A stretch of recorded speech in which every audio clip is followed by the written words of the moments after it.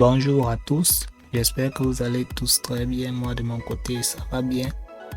Alors aujourd'hui dans cette vidéo nous allons voir comment mettre en place un plan de reprise d'activité avec Proxmox Backup Server via un processus de sauvegarde automatique sécurisé des données d'un serveur distant vers un serveur local.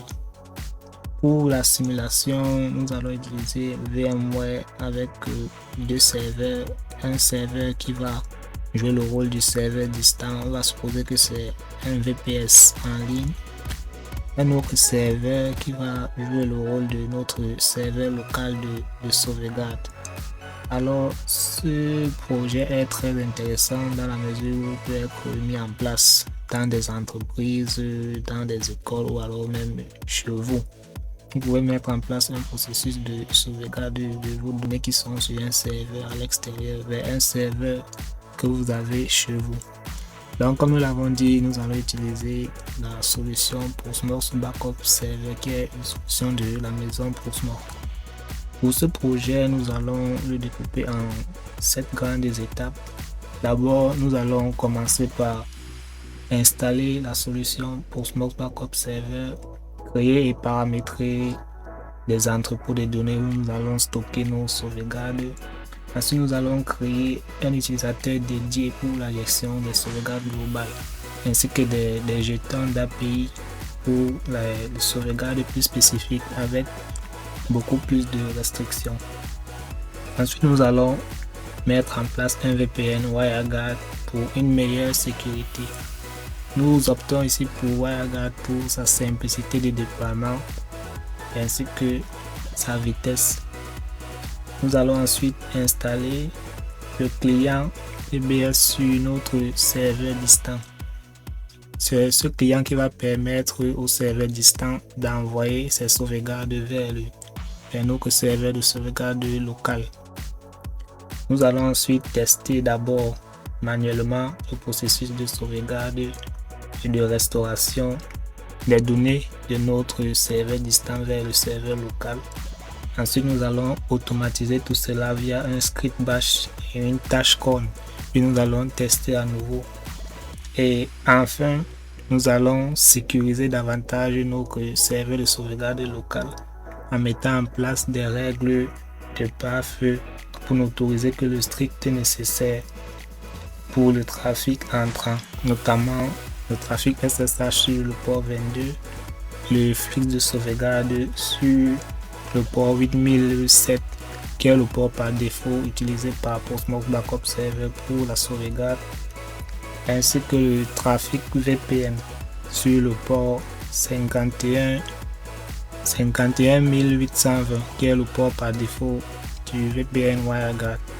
Alors, sans plus tarder, nous allons passer donc à l'installation de la solution Proxmox Backup Server.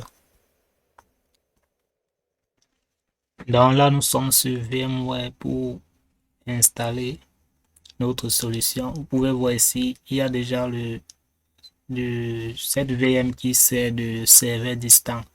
Elle contient une application web ainsi qu'une base de données.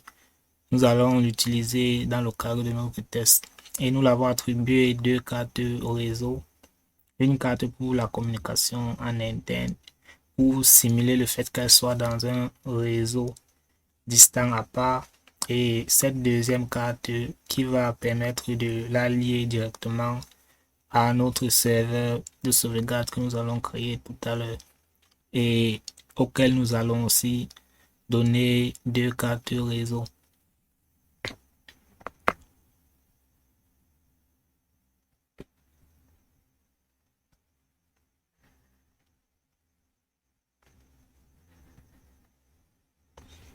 Donc là, nous commençons par sélectionner les eaux de Proxmox Backup Server que nous avons déjà au préalable téléchargé.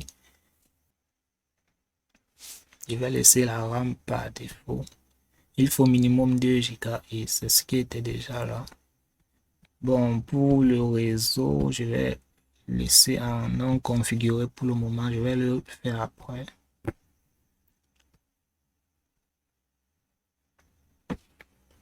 La capacité je vais la laisser à 20 Go.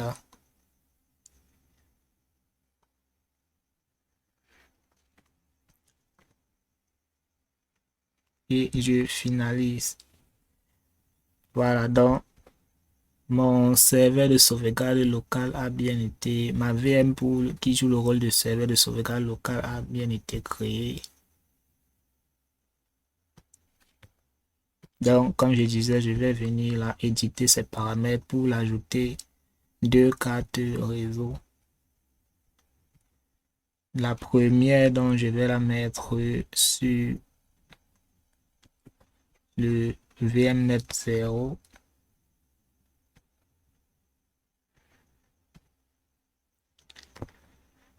Et la seconde, celle qui va permettre la communication directe avec notre serveur distant, je vais la mettre sur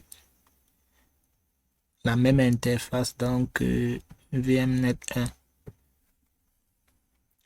Donc la première interface permet une communication dans le réseau local interne uniquement, et la seconde interface permet donc de sortir pour communiquer avec des autres extérieurs. Donc je vais enregistrer et je vais démarrer.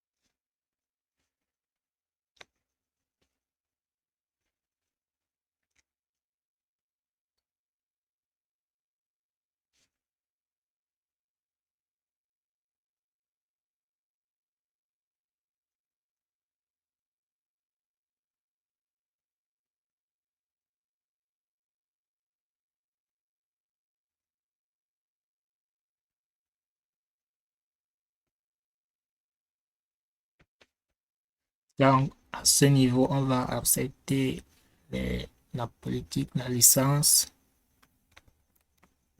On va laisser là par défaut. Pour le pays, c'est Cameroun.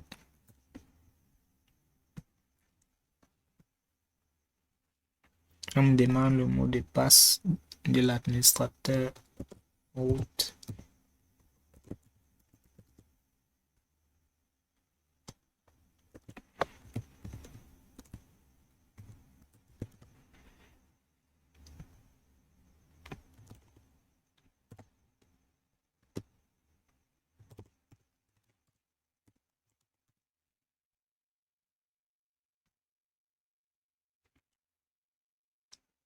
Donc à ce niveau, je vais sélectionner la première carte pour l'interface de management. Je vais gérer mon serveur. Je vais en fait gérer mon serveur de sauvegarde via cette première carte, via la carte qui est connectée en fait au réseau local, et non celle qui permet de sortir pour aller sur internet.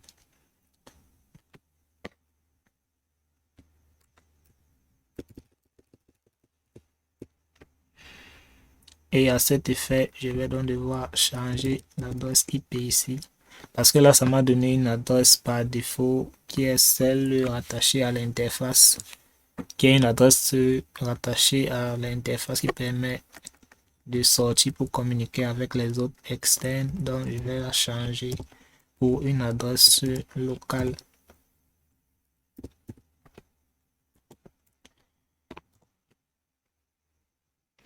La passerelle à ce niveau elle n'est pas nécessaire, mais on va d'abord la laisser là. On va la supprimer par la suite.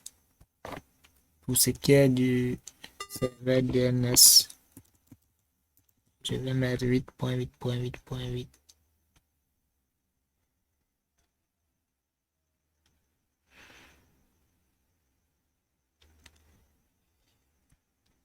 Ok, ici je vais mettre point domaine .com.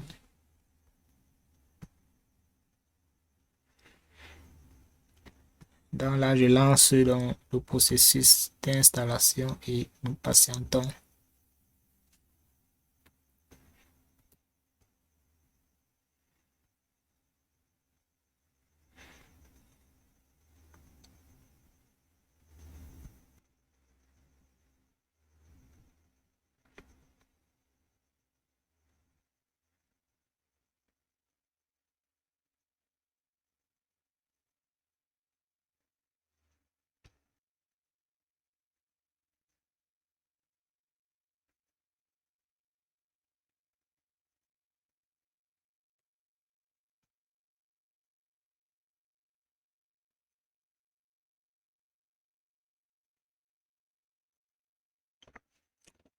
Ok, l'installation étant terminée, nous allons redémarrer.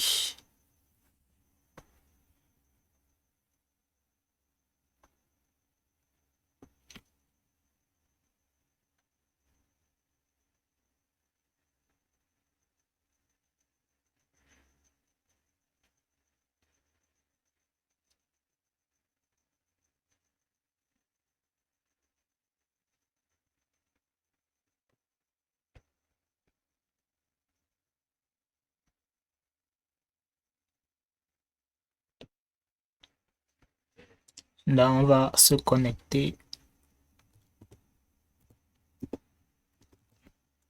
avec les identifiants de l'utilisateur.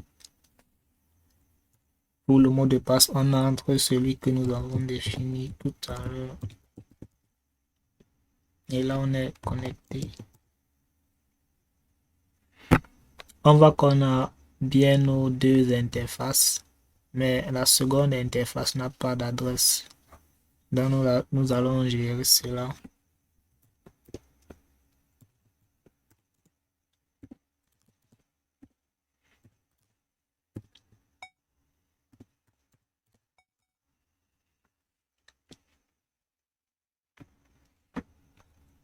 Comme je disais il y a quelques minutes, on n'a pas besoin ici de passerelle. Donc, nous allons supprimer cette ligne gateway pour cette interface.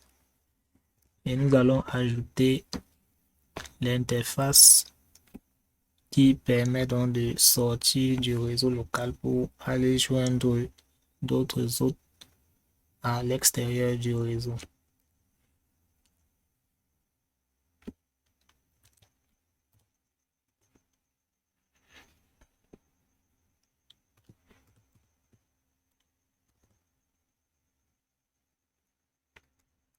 Et on va la mettre en DHCP pour qu'elle prenne une adresse automatiquement.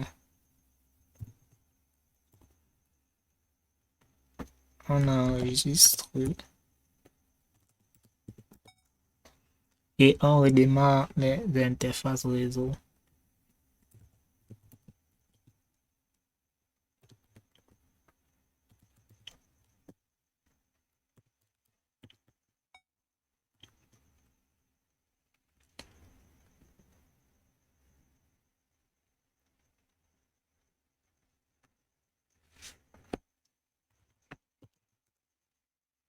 Quand nous essayons à nouveau de consulter, de voir les adresses, on voit bien que la seconde interface a aussi une adresse. Nous allons maintenant aller au niveau de notre machine physique qu'on considère ici comme un PC qui est sur le même réseau que la machine locale, serveur local. Nous allons nous connecter en SSH.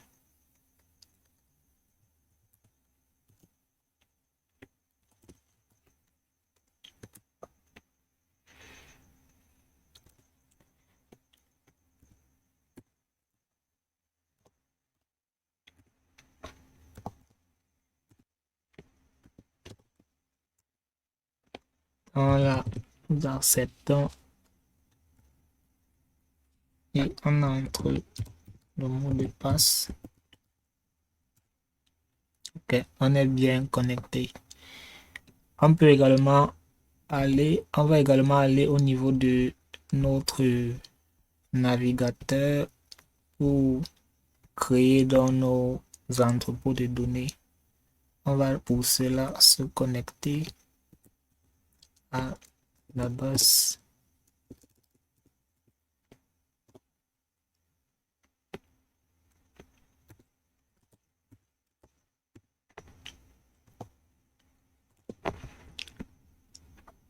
Donc, comme j'ai dit précédemment, Proxmox Backup Server écoute sur le port 8007 par défaut. Nous allons donc spécifier ce port-là. La connexion est identifiée comme non sécurisée tout simplement parce que c'est un certificat auto-signé qui est utilisé par notre serveur Proxmox. Donc, on va accepter malgré tout.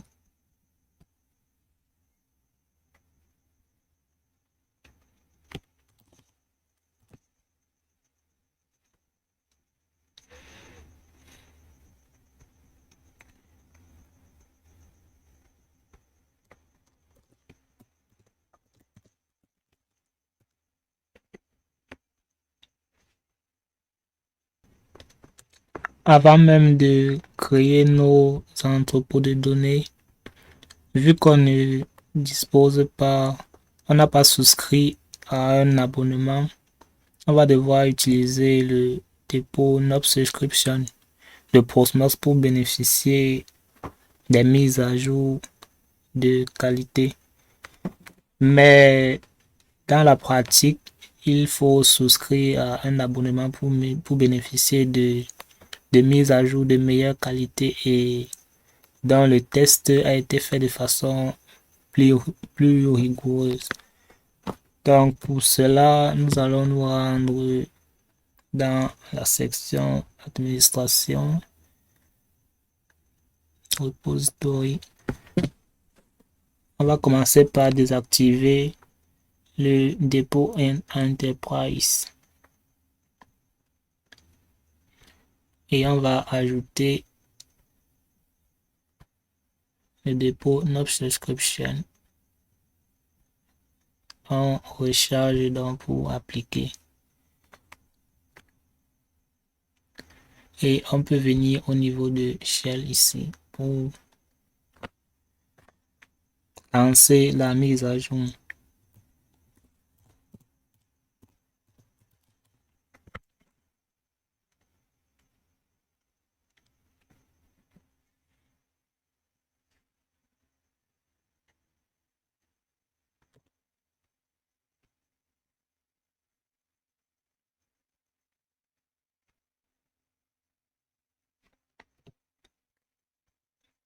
Ok, la mise à jour étant terminée, on peut lancer le apt upgrade pour télécharger les paquets disponibles, mais là je ne vais pas le faire. Je vais venir directement ajouter mon centre, mon entrepôt de données. Je vais lui donner comme nom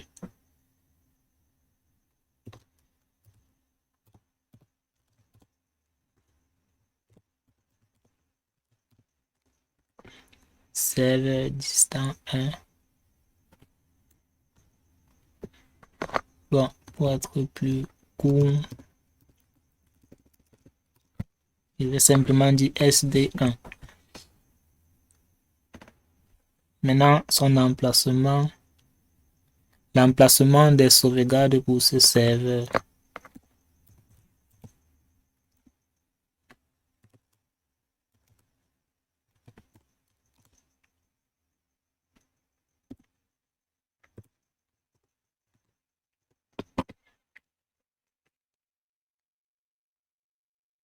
Important de venir définir ici la politique de rétention des données.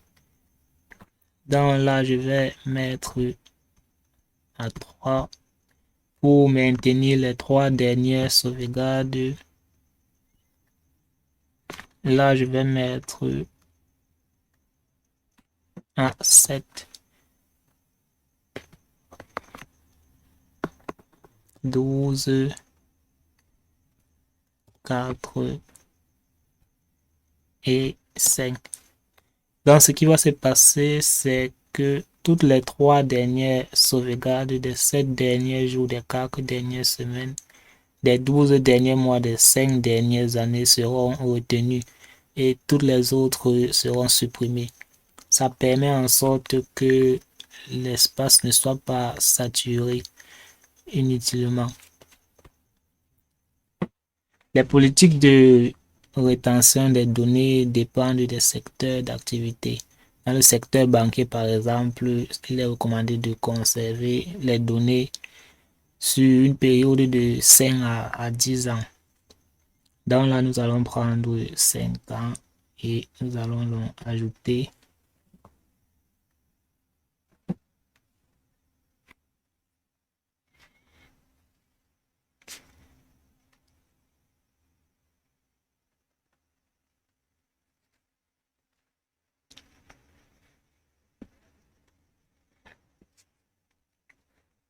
Donc si on vient ici, on peut voir là, on a bien notre entrepôt de données et on peut voir plus de détails en venant là. Donc on peut voir son contenu à ce niveau.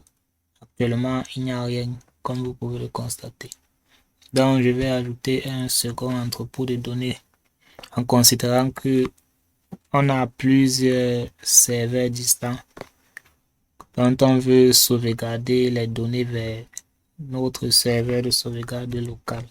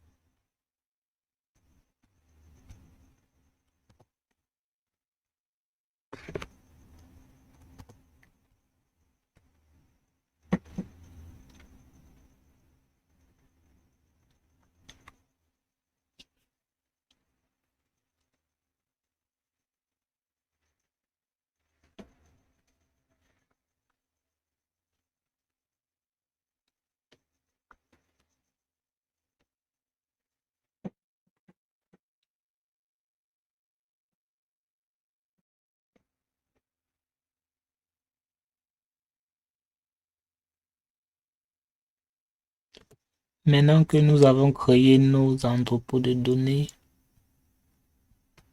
nous allons passer à la création de l'utilisateur pour la gestion globale de tous les entrepôts de données que nous avons eu à créer, ainsi que la création des jetons d'API spécifiques à chaque entrepôt de données.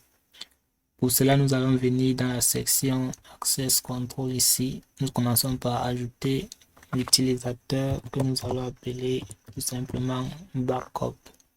Nous lui donnons un mot de passe.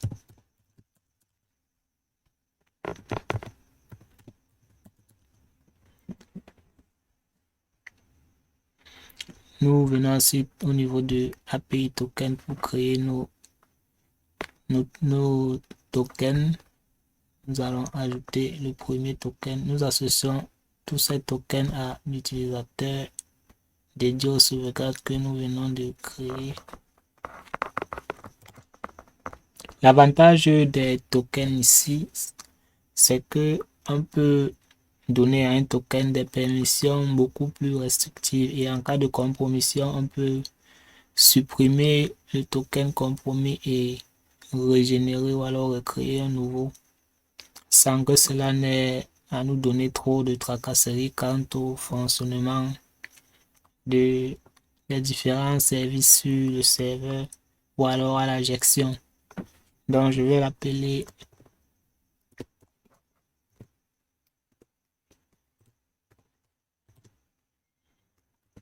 token serveur distant 1. Je vais lui donner une date d'expiration. Je vais dire par exemple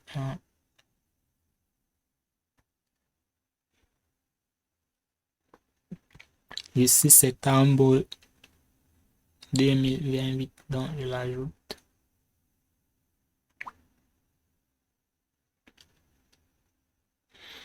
Dans là, on me donne le secret associé à ce token. Je vais copier ces deux informations.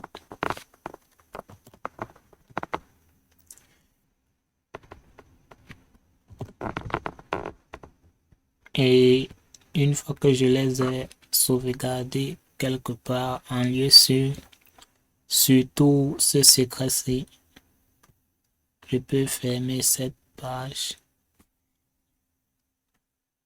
Je vais ajouter un second token pour le serveur distant 2.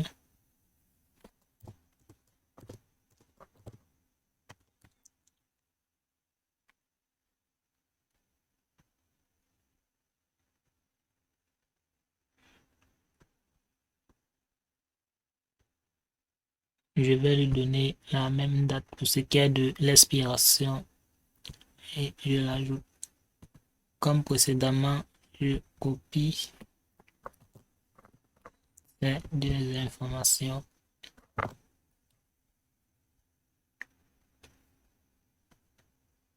et je peux fermer cette fenêtre.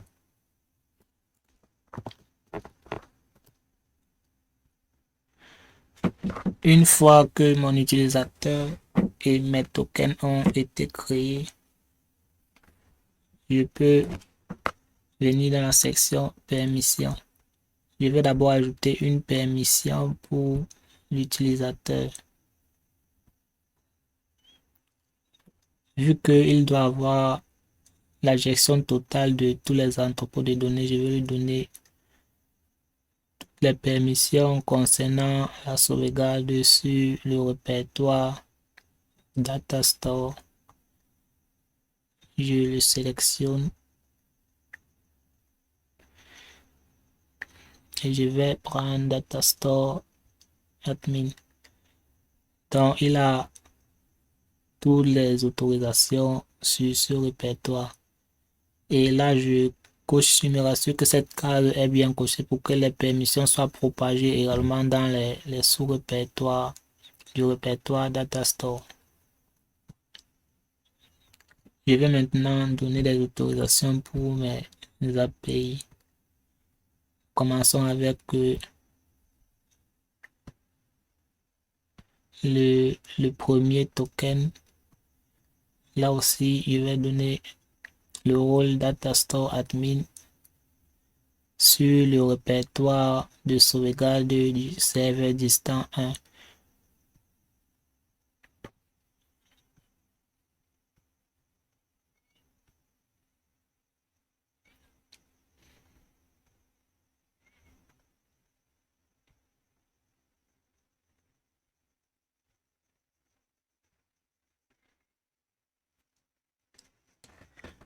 À présent, nous allons passer à la troisième étape qui consiste à mettre en place le VPN WireGuard.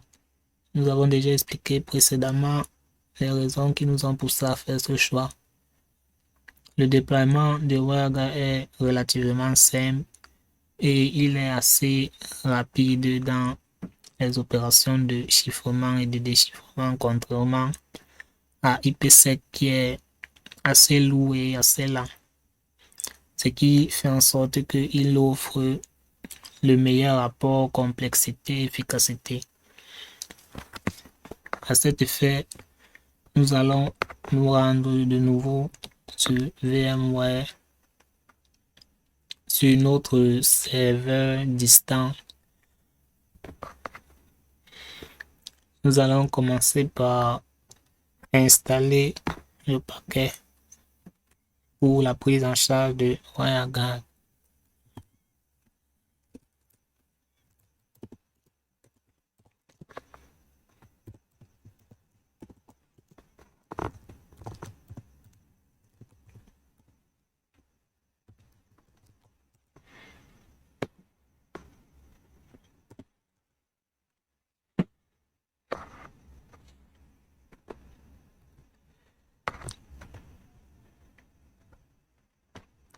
Ok, le paquet étant installé, pour la suite, je vais me connecter en SSH pour que ce soit plus convivial pour moi.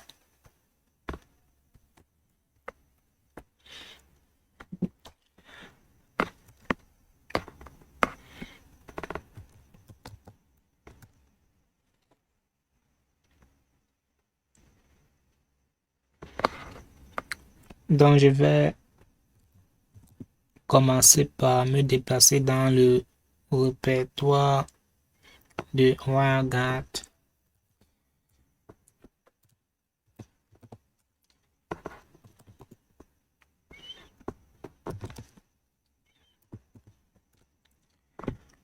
Une fois à cet emplacement, je vais générer la clé privée de mon serveur distant.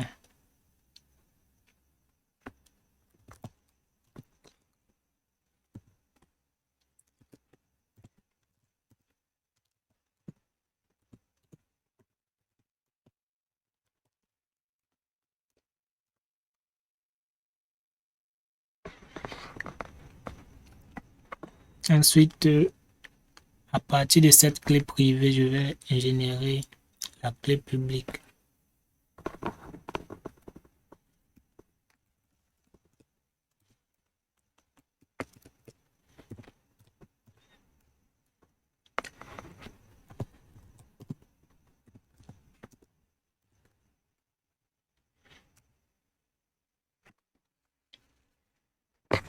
Je vais ensuite créer et éditer le fichier de configuration.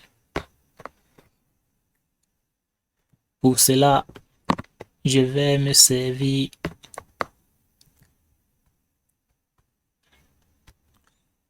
de l'exemple de la documentation de OpenSense pour la mise en place de WireGuard consultable à cette adresse.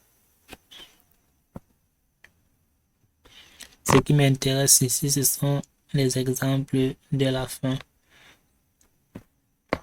Donc, j'aurai des modèles similaires à ceci.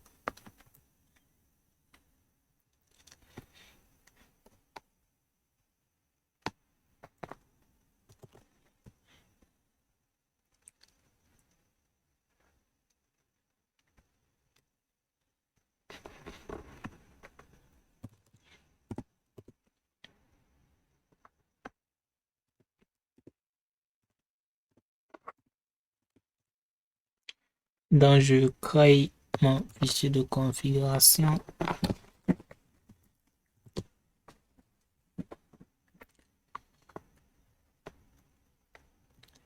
Et je vais supprimer, effacer pour remplacer par mes propres données.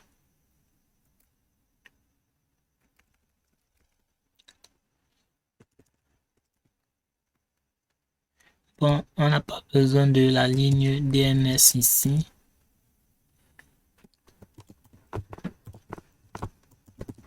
Je vais la remplacer par le port d'écoute. Le port d'écoute par défaut de WireGuard, c'est 51820.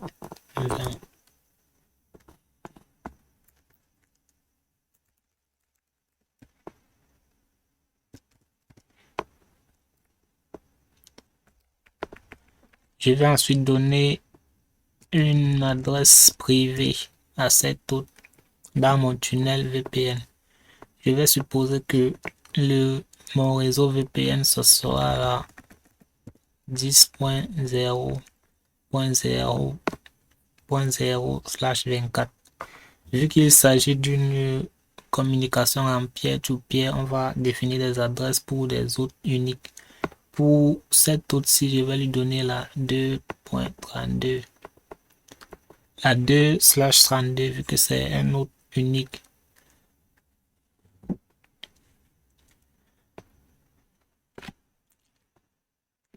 Pour l'IP autorisé, je vais lui donner la 10.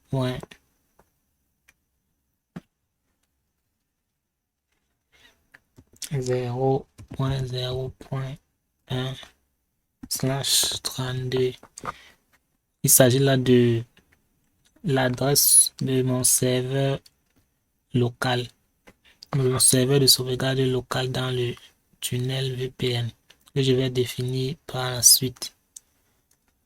Et au niveau de endpoint, je vais mettre l'adresse réelle ou alors l'adresse dans le réseau local. Dans le réseau local du serveur de sauvegarde. Il s'agit de la 10.10.10.5 et sur le port 51.820. Je n'ai pas encore cette information-ci, donc je vais pour la clé privée prendre cette valeur-ci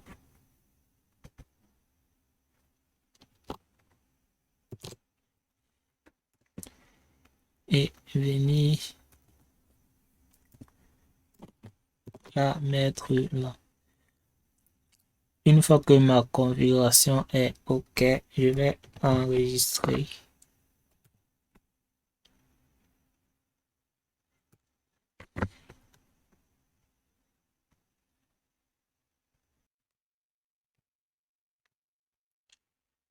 Je viens ensuite au niveau de mon serveur de sauvegarde local.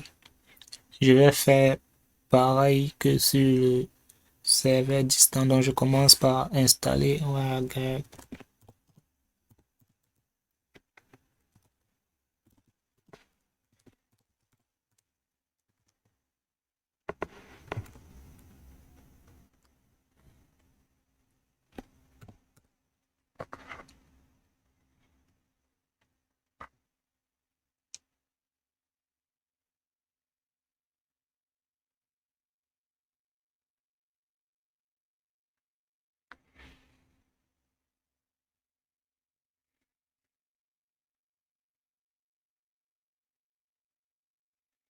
OK, une fois WireGuard installé, je vais me déplacer dans son répertoire et générer les clés privées et publiques.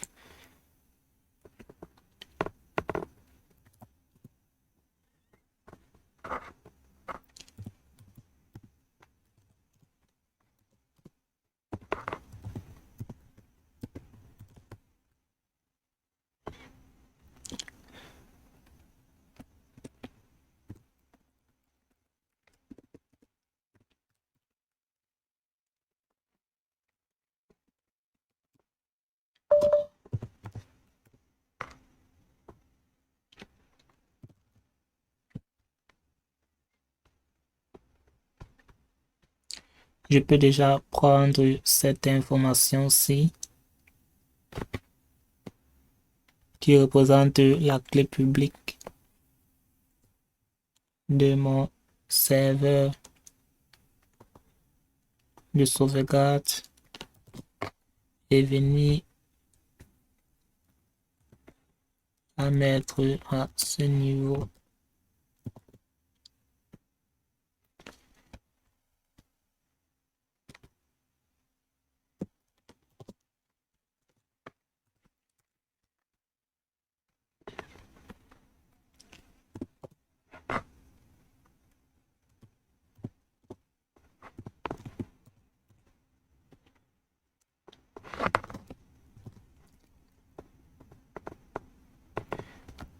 Là, je vais donner l'adresse de mon serveur distant. Dans la réalité, on aurait eu une IP publique fixe à ce niveau. Tout comme ici, on aurait eu une IP publique fixe à ce niveau.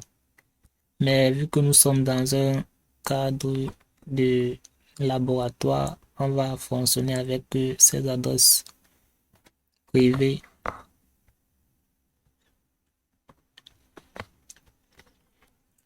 Donc ici, au niveau de les autres autorisés à transiter dans ce tunnel pour joindre notre serveur de sauvegarde. Je vais mettre l'adresse de mon serveur distant.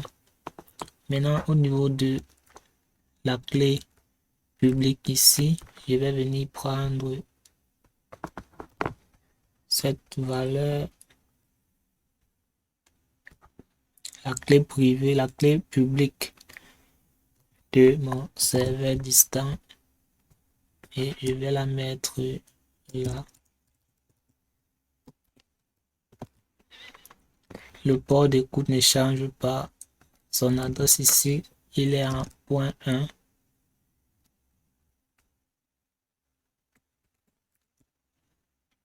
Et pour sa clé privée, il s'agit de cette valeur-ci.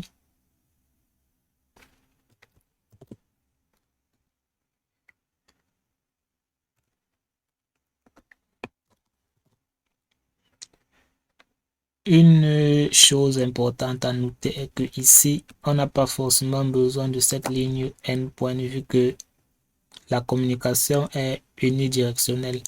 Le serveur distant va envoyer ces données à destination du serveur de sauvegarde pour les sauvegarder. Mais le serveur de sauvegarde en retour ne peut pas initier un flux vers le serveur distant. Il ne peut répondre à une requête qui a été initialement faite par le serveur distant. Donc, on peut commenter cette ligne. Elle est surtout utile dans une communication bidirectionnelle, dont les deux serveurs peuvent initier des flux l'un à destination de l'autre. Et au niveau du Alloed IP, ici, on peut mettre plusieurs adresses pour autoriser plusieurs autres à transiter à travers le tunnel pour communiquer avec notre serveur de sauvegarde.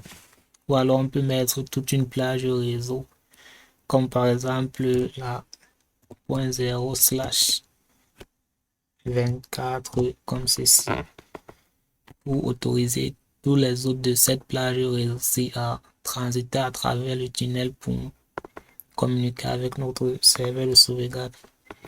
Mais je ne veux pas cela. Donc je vais juste autoriser cette autre.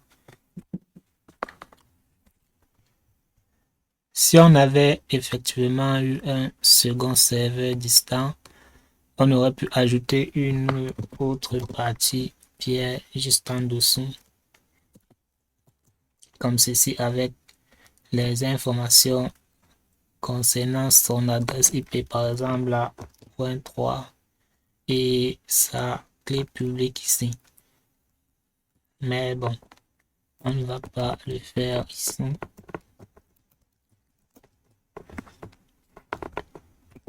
Donc on va enregistrer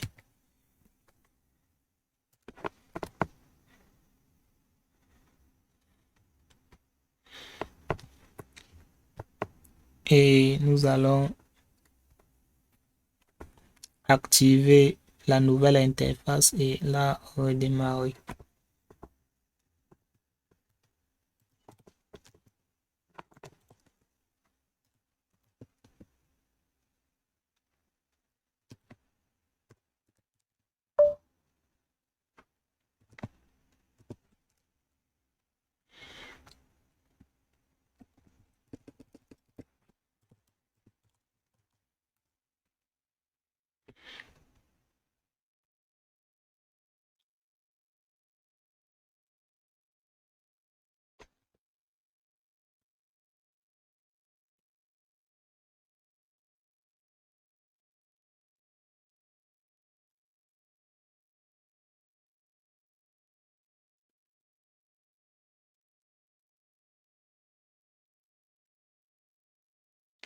À présent que nos configurations sont terminées, nous allons vérifier qu'elles sont bonnes.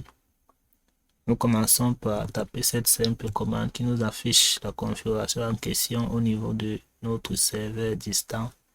Nous pouvons vérifier que notre nouvelle interface VPN apparaît bien dans la liste des interfaces avec ces informations. nous pourrons faire un test ping à destination du serveur de sauvegarde, mais en utilisant son adresse dans le tunnel VPN. Nous voyons que le ping passe. Nous pouvons même essayer de nous connecter en SSH.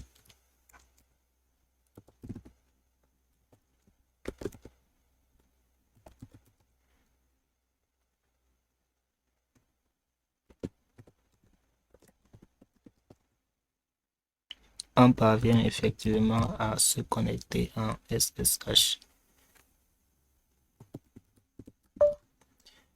Ok, nos configurations VPN étant bonnes, on va passer à la quatrième phase qui consiste à installer le client PBS sur ce serveur afin de pouvoir envoyer nos données vers le serveur de sauvegarde.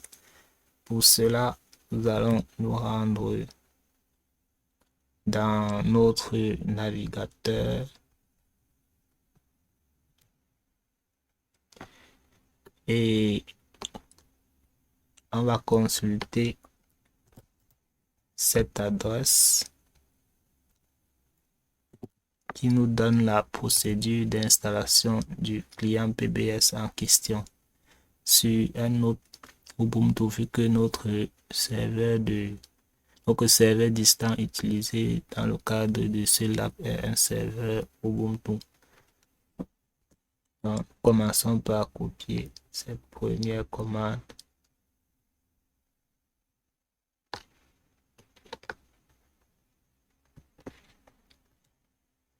Puis nous revenons dans notre terminal.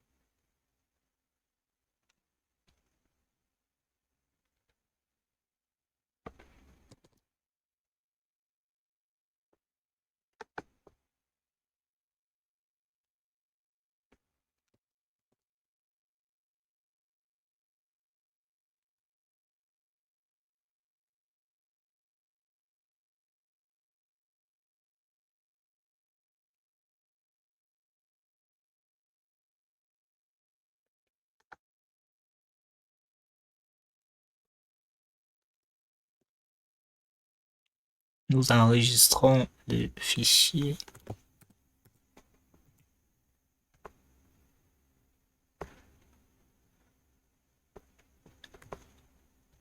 Nous appliquons la mise à jour des dépôts.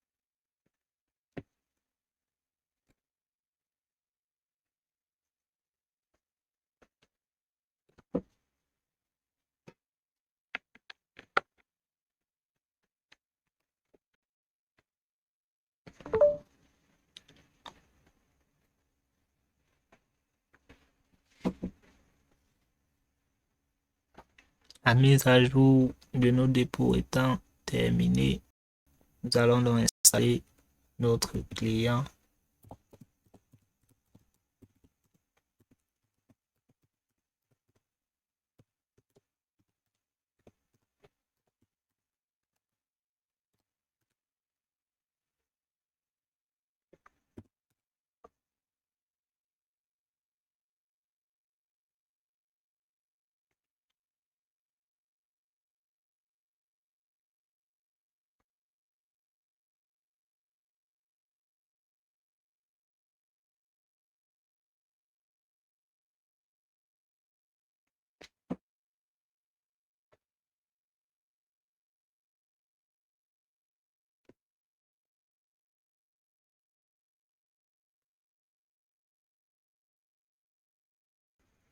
Maintenant que notre client PBS est installé, nous allons passer à la prochaine étape qui consiste à faire un test de restauration, un test de sauvegarde et de restauration manuelle.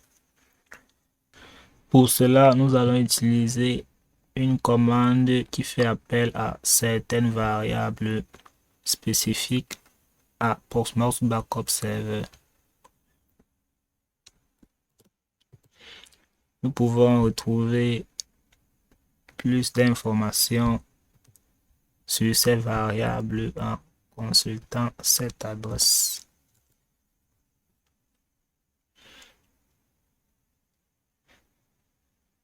Donc, les variables qui vont nous intéresser ici sont précisément PBS Repository qui va définir l'emplacement de notre entrepôt de données où nous souhaitons sauvegarder nos données.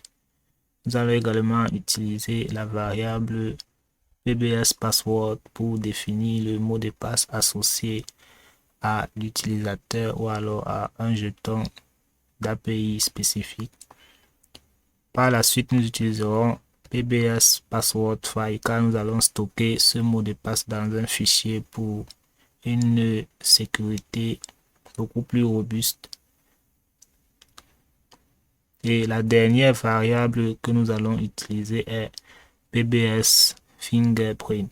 Nous avons en fait besoin de l'empreinte du serveur de sauvegarde pour éviter les problèmes de confiance liés au certificat vu que le certificat utilisé par PBS est auto-signé. Donc je vais revenir au niveau de mon terminal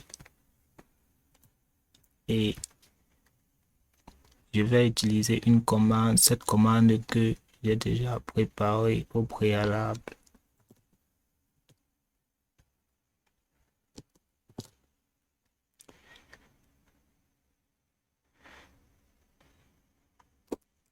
Dans cette commande, comme vous le voyez, nous commençons par renseigner l'emplacement de notre entrepôt de données.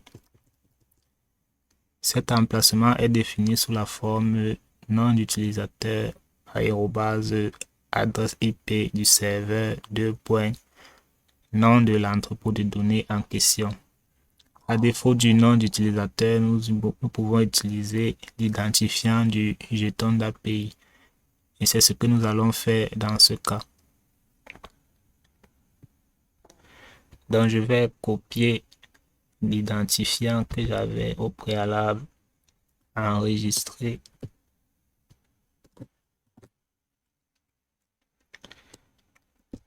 Adresse IP du serveur. Il faut noter ici que nous utilisons l'adresse du serveur dans le tunnel VPN. Ça va permettre que le trafic circule de façon plus sécurisée.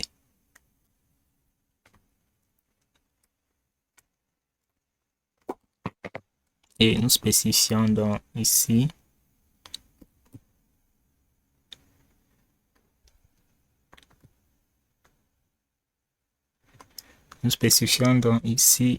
le nom de notre entrepôt de données pour le serveur distant 1. Comme je l'expliquais, nous allons d'abord utiliser ici la simple variable PBS Password vu que nous ne l'avons pas encore stocké dans un fichier.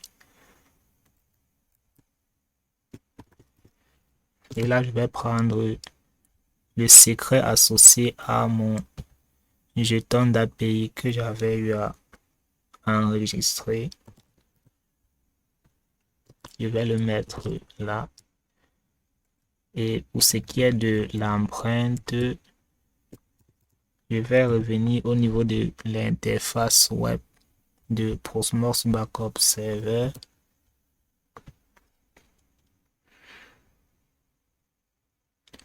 Je me rends dans Dashboard, Show Fingerprint et je copie cette empreinte. Je reviens donc dans mon terminal pour coller l'empreinte en question.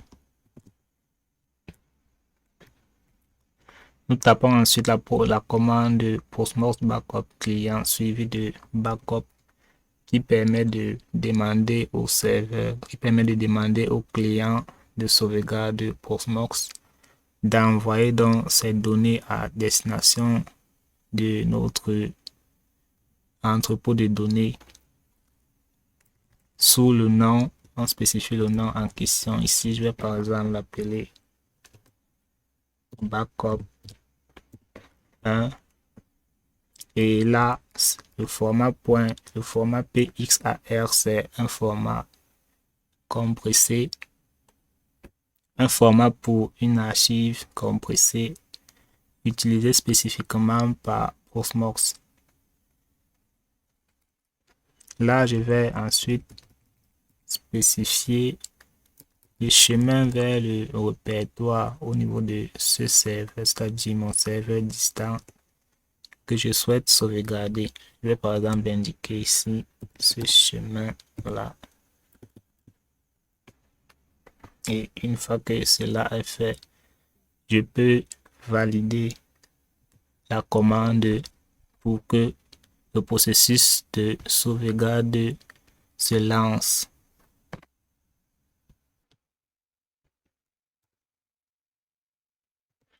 Une fois que la sauvegarde est effectuée,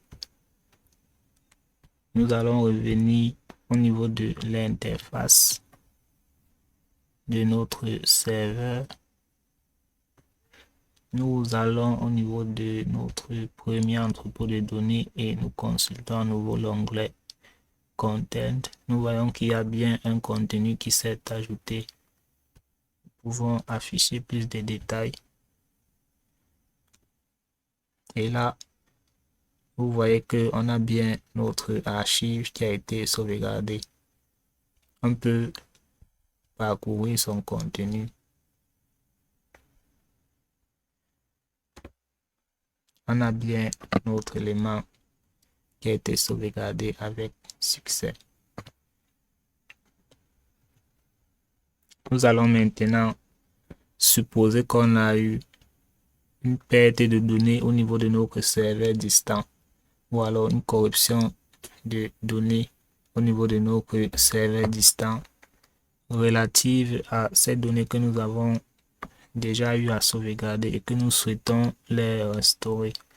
Donc pour cela, nous allons taper la commande de restauration qui est similaire à la commande de sauvegarde à quelques différences près.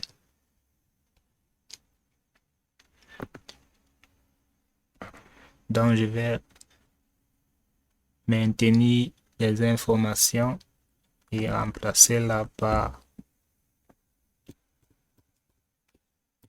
restore. Et pour ce qui est de la suite, nous allons effacer ceci et commencer par indiquer le chemin du dossier où a été stocké nos données de sauvegarde au niveau du serveur PBS. Donc je reviens au niveau du navigateur. Et si je clique à nouveau là, il s'agit en fait de ce chemin-ci. Pour le copier, je vais simplement venir ici, faire un clic droit et revenir au niveau de mon terminal, copier cela. Ensuite, je vais indiquer le nom de mon archive. Je l'avais appelé backup 1.pxar suivi du nouvel emplacement au niveau de mon serveur distant. Donc ce serveur sur lequel je suis déjà, vers lequel je veux restaurer les données en question. Donc je vais dire /mnt. Il faut noter que si l'emplacement qu'on définit n'existe pas, il sera automatiquement créé. Une fois que c'est bon, je valide et je vais voir si La restauration a été effective en faisant un LSH.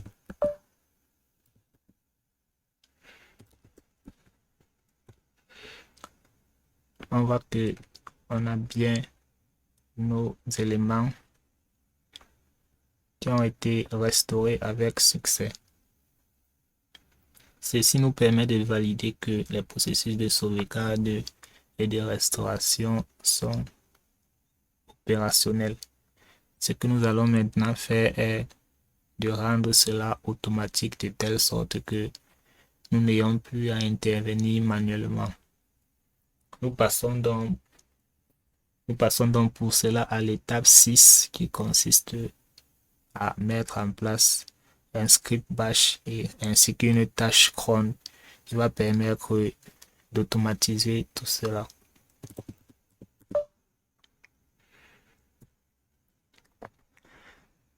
Avant de continuer, il est important de supprimer la clé privée que nous avons eu à générer tant au niveau de ce serveur que du serveur de sauvegarde car elle ne nous est plus utile. Nous l'avons déjà enregistré dans le fichier de configuration wg0.conf. Donc je vais supprimer cette clé.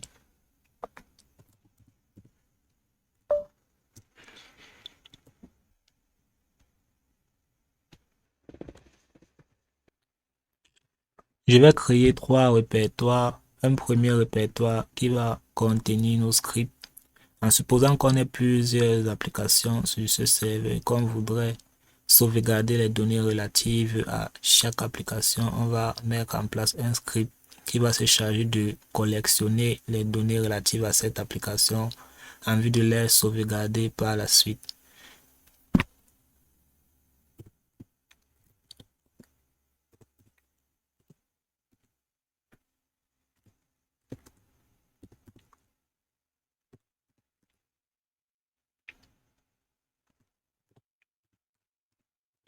J'appelle mon dossier de script backup script.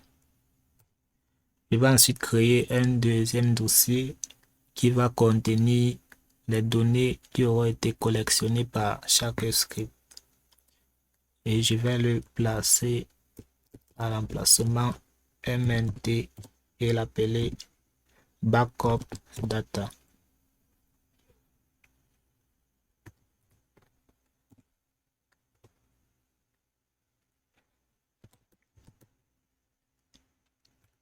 Je vais enfin créer un troisième dossier qui va contenir les logs associés aux tâches de sauvegarde de chaque script pour qu'on ait une trace de ce qui s'est passé durant l'exécution de chaque script, s'il y a eu des erreurs ou tout s'est passé correctement.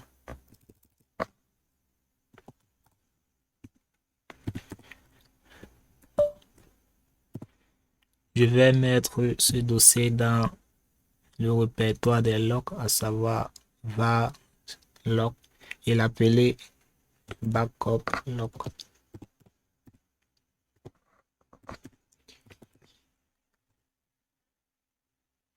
Une fois mes 3 dossiers créés, je vais les sécuriser pour que seul le super utilisateur ait accès. Je commence par modifier les autorisations sur chaque dossier.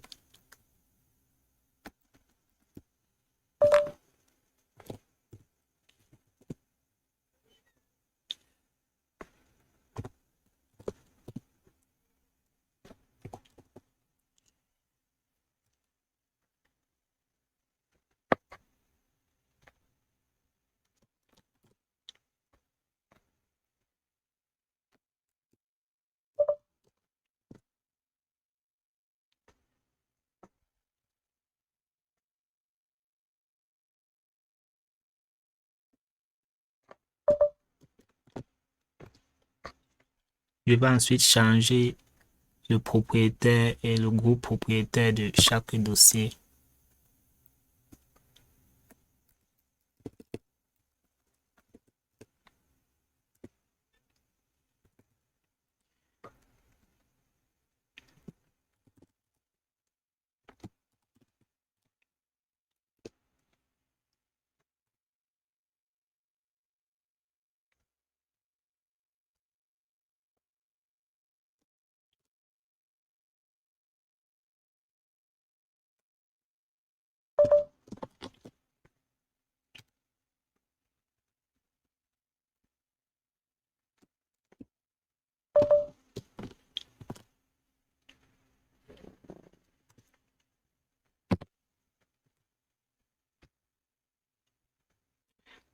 Cela étant fait, je vais créer le fichier de script pour ma première application.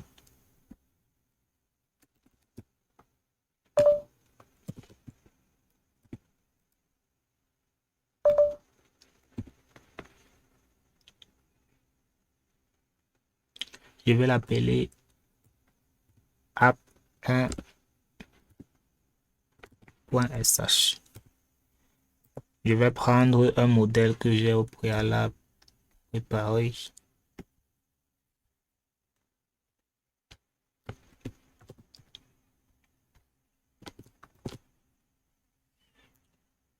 Et je vais juste modifier certaines informations. Je commence par le nom de l'application. Je vais appeler Default App.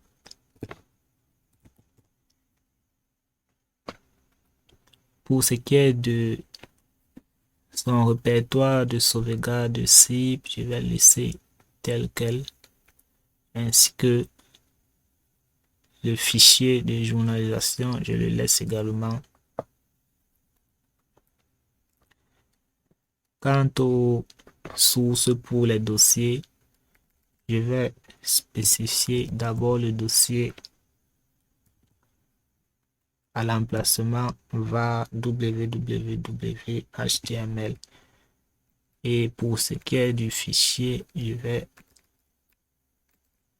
indiquer le fichier de configuration par défaut de l'application par défaut de Nginx. On peut ajouter d'autres dossiers et fichiers, mais je vais les laisser ainsi pour le moment. La base de données que j'utilise est DB et je vais laisser les autres informations telles quelles. Donc, ce qui va se passer, c'est que ce script, dans un premier temps, va collectionner tous les dossiers et fichiers que nous avons renseignés ici et il va les stocker dans le répertoire file, dans le sous-répertoire file du répertoire que nous avons indiqué dans notre variable target backup t. Il va ensuite exporter la base de données que nous avons indiquée dans un format .sql, vu que la base de données que nous utilisons ici est basée sur MySQL. Il va donc exporter cette base de données dans un fichier au format .sql et le stocker et la stocker dans le sous-répertoire database de notre répertoire mnt backup data suivi du nom de l'application qui est Default App. Et à chaque étape, il y a des messages pour la journalisation. Cela étant fait, je vais enregistrer mon script. Si on avait eu plusieurs autres applications sur ce serveur, on aurait eu à créer autant de fichiers de script qu'il y a d'applications. Et par la suite, on va créer un fichier de script qui va permettre dans le lancement de tous nos fichiers de script individuels associés à chaque application. Donc, je vais appeler ce fichier de script global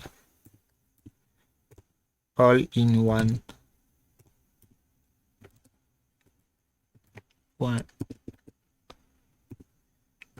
.sh.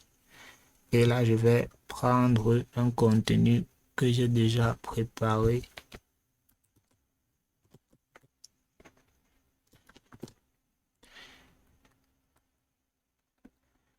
Je commence donc ici par indiquer le répertoire qui contient tous mes scripts. Puis, je vais indiquer les chemins vers chaque script qui doit être exécuté lorsque ce script va être lancé. Vu que je n'ai créé qu'un seul fichier de script pour mon application par défaut, je vais commenter ces deux autres lignes. Et là, j'indique les variables d'environnement nécessaires pour la sauvegarde. Ces variables vont être utilisées par le client de sauvegarde de Proxmox. Je commence donc par modifier la variable PBS repository en indiquant d'abord l'identifiant de mon jeton. D'abord l'identifiant de mon jeton d'API que j'avais au préalable, que j'avais déjà eu à enregistrer.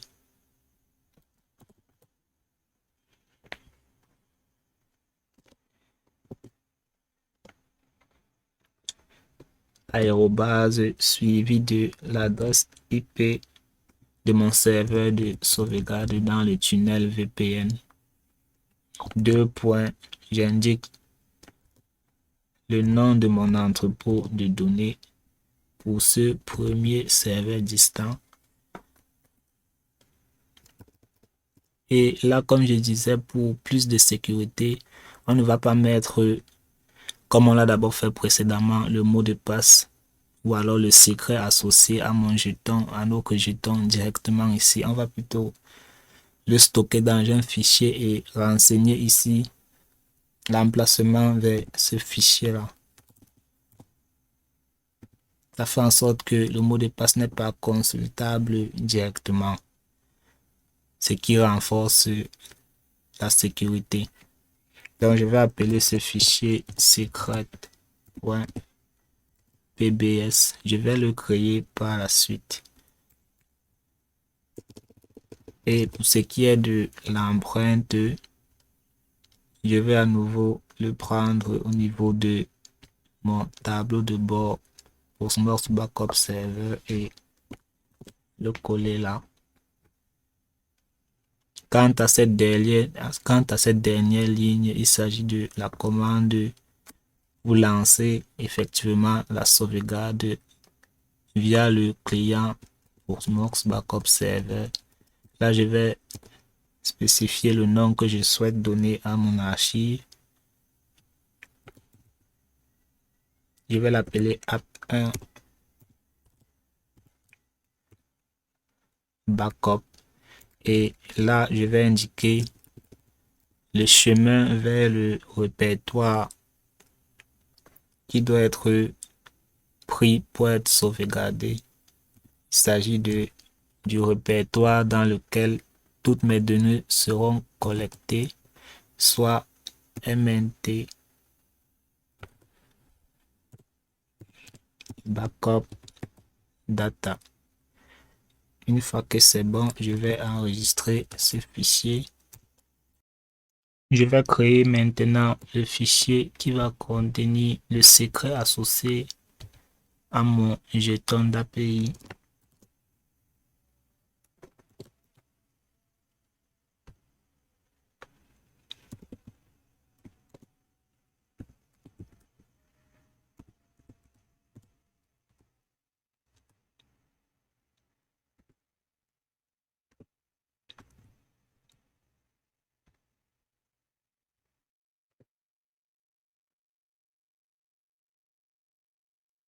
Et à l'intérieur, je vais coller la valeur du secret en question. Et j'enregistre mon fichier. Avant de continuer, nous allons voir la liste des bases de données actuellement disponibles et vous allez voir que j'ai bien ma base DB qui figure.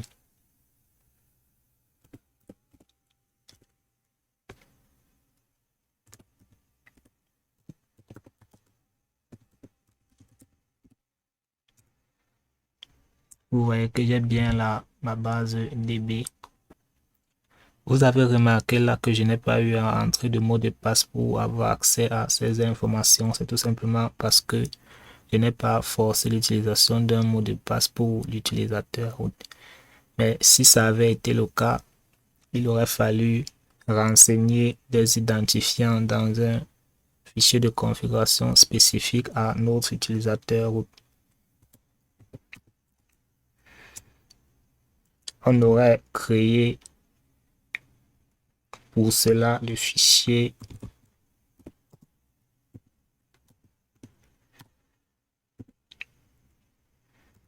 .my conf et à l'intérieur de ce fichier, on aurait renseigné des informations similaires à ceci. Donc, on devait mettre le mot de passe de notre utilisateur à ce niveau. Mais je ne vais pas le faire ici.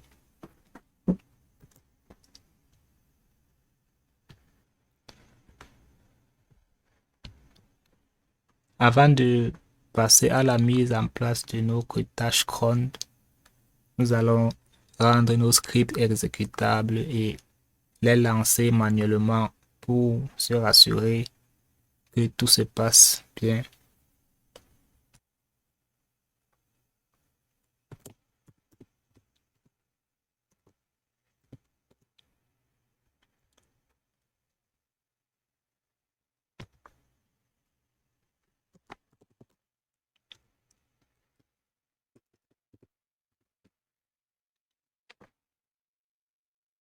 Donc, je vais lancer mon script all-in-one.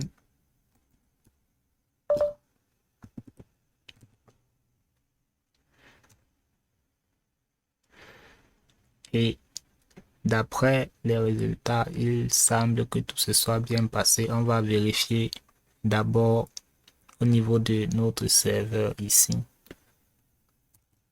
que nos dossiers ont bien été collectés à l'emplacement que nous avons indiqué.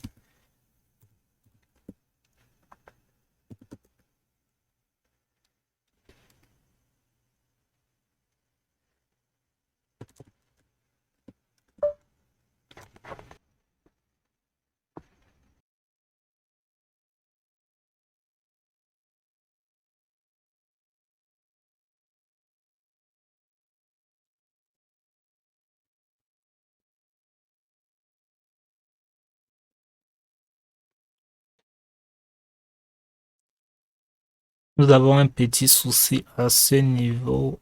Les données ne sont pas collectées dans le répertoire backup data. Essayons de revoir notre fichier de script.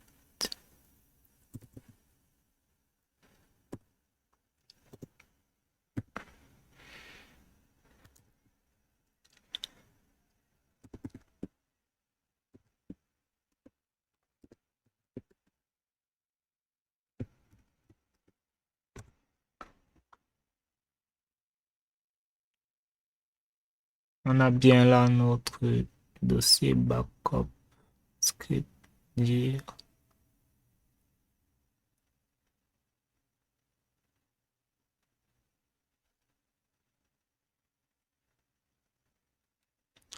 Ah voilà, le problème vient de cette ligne-ci.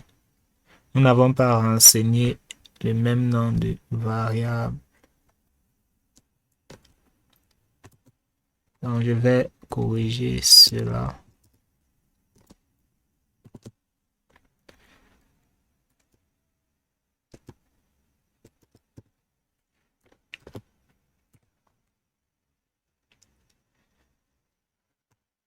Et on va essayer de lancer en nouveau notre script.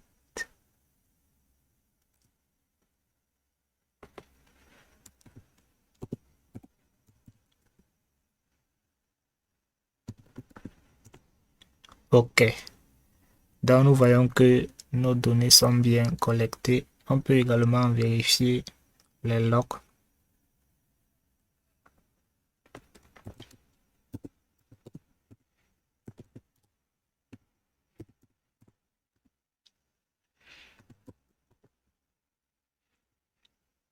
Et on va afficher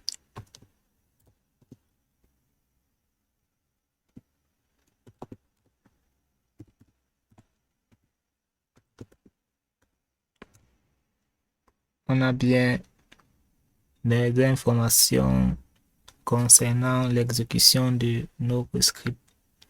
On voit que les données ont bien été collectées, la base de données a bien été exportée et la sauvegarde s'est bien passée.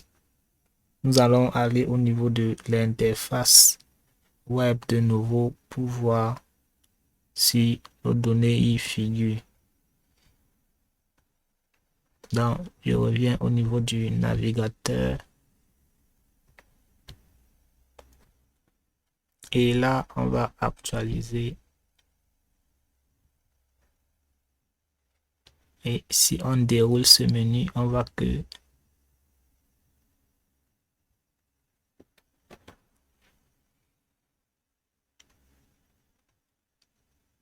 là, nous n'avons rien.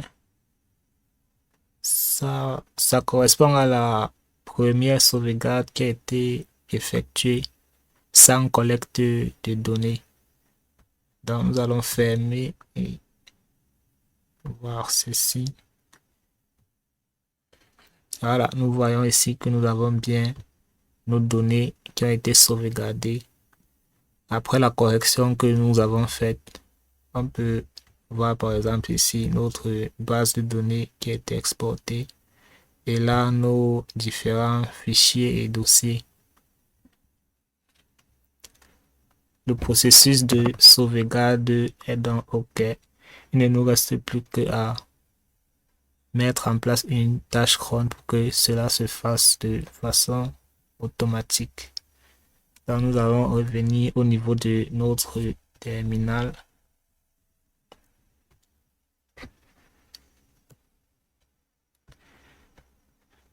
Et on va ouvrir dans l'éditeur pour mettre en place notre tâche cron.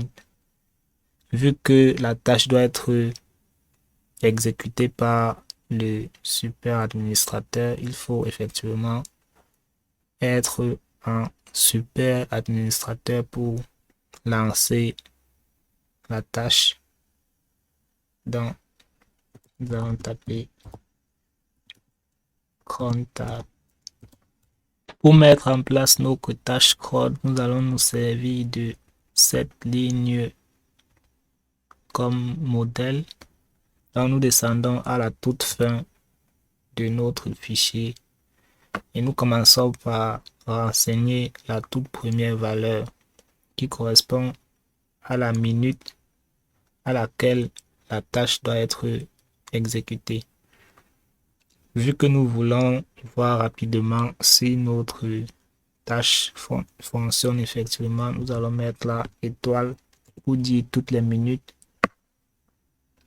Nous allons ensuite mettre encore étoile pour dire toutes les heures, étoile pour dire tous les jours du mois, étoile pour dire tous les mois, étoile pour dire tous les jours de la semaine. Et ensuite, nous renseignons le chemin vers le script qui doit être exécuté. C'est-à-dire notre script qui va lancer tous les autres scripts. Et une fois que cela est fait, nous allons enregistrer le fichier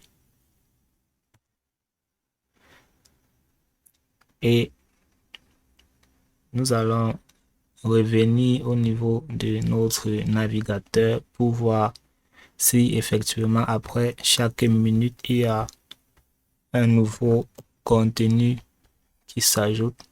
Donc on va actualiser.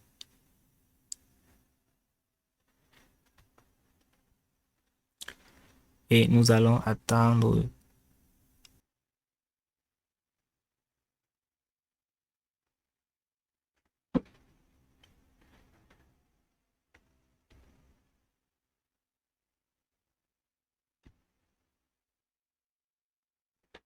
Nous voyons déjà ici qu'il y a un nouveau contenu qui s'est ajouté.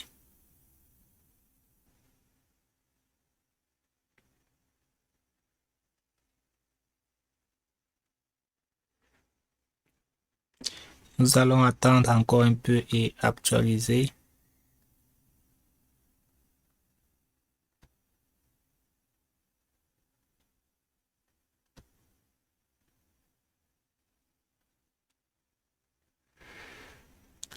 Vous voyez qu'il y a un nouveau contenu qui s'est ajouté et nous pouvons voir l'écart entre les deux qui est exactement de 1 minute Ici, la première sauvegarde a été effectuée à 5h29 minutes 01 secondes. Et là, pour la deuxième sauvegarde, on est à 5h30 minutes 01 secondes.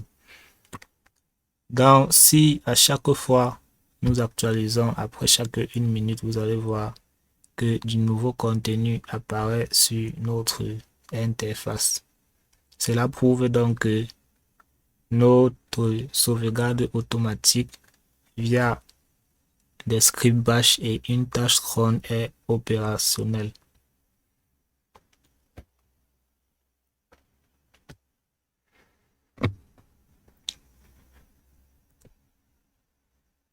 Nous allons maintenant passer à la suite qui consiste à mettre en place le pare-feu, les règles de pare-feu au niveau de notre serveur de sauvegarde pour n'autoriser que le trafic nécessaire.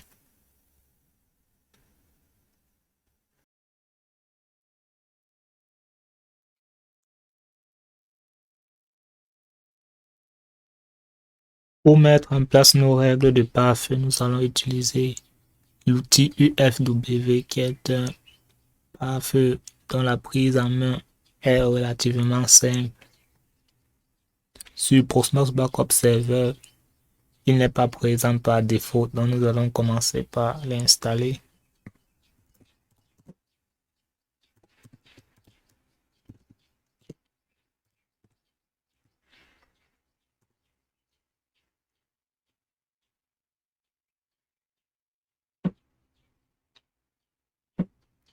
Une fois installé, nous allons vérifier son statut.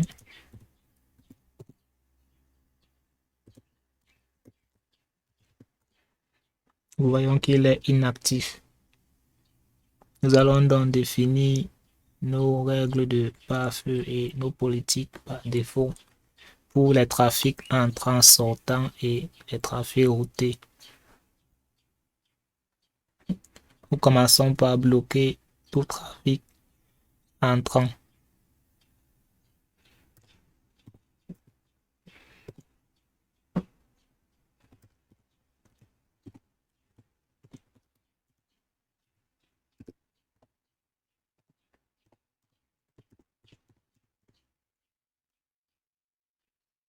Nous allons également bloquer tout trafic routé.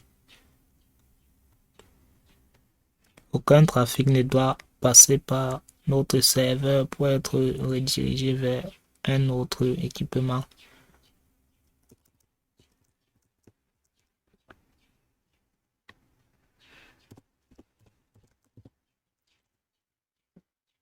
Pour ce qui est du trafic sortant, nous allons tout autoriser par défaut.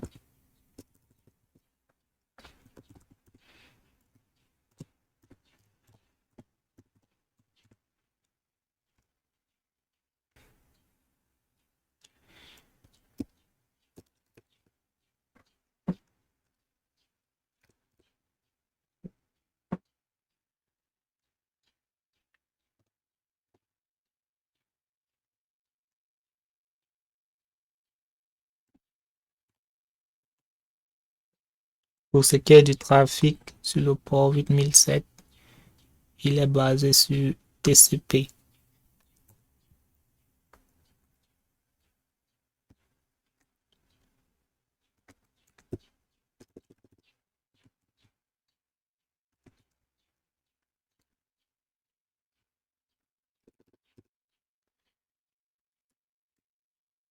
Le trafic sur le port 22 utilise également le protocole TCP, mais là nous allons l'autoriser avec une limitation pour les tentatives répétées de connexion qui échouent.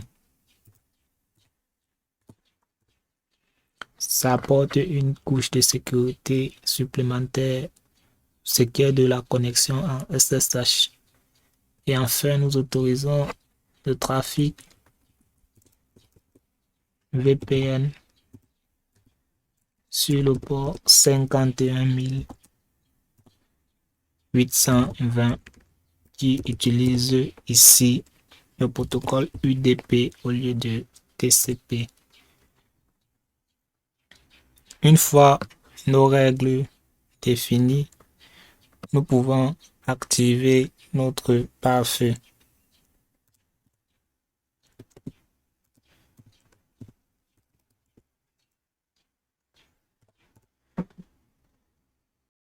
Maintenant que nos règles de pare-feu ainsi que nos politiques par défaut ont bien été définies et que notre pare-feu a été activé, nous allons aller de nouveau sur notre serveur distant pour tester la connectivité. Nous commençons par voir si on peut déjà communiquer avec notre serveur local de sauvegarde à travers un simple test ping. Nous constatons que c'est le cas. Nous pouvons essayer de nous connecter en SSH de nouveau.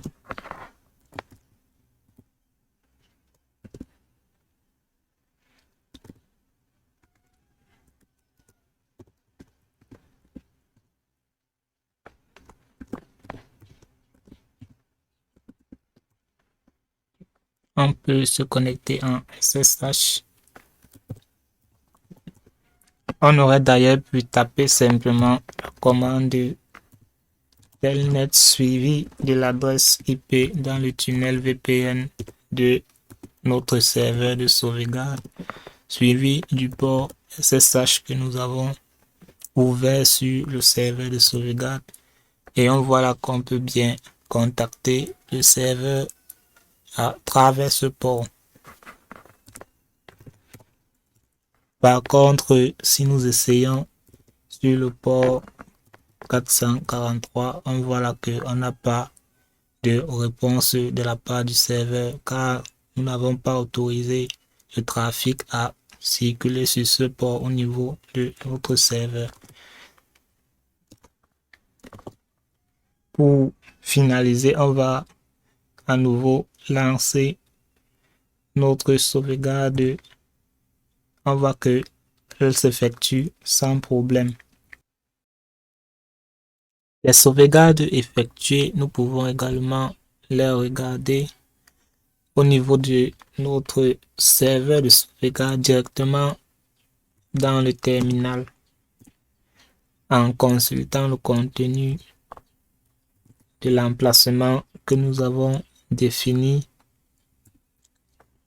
pendant la création de nos entrepôts de données.